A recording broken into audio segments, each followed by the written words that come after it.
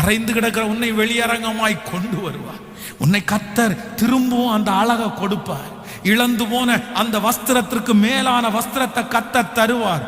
கனத்த ஆண்டவர் திரும்ப தருவார். ஓ ஹல்லேலூயா. நீ ராஜாக்களுக்கு முன்பாக மறுபடியும் நிற்கிற ஒரு நாள் வரும். உன்னுடைய கைகளிலே பொறுப்புகள் கொடுக்கப்படுகிற ஒரு நாள் வரும்.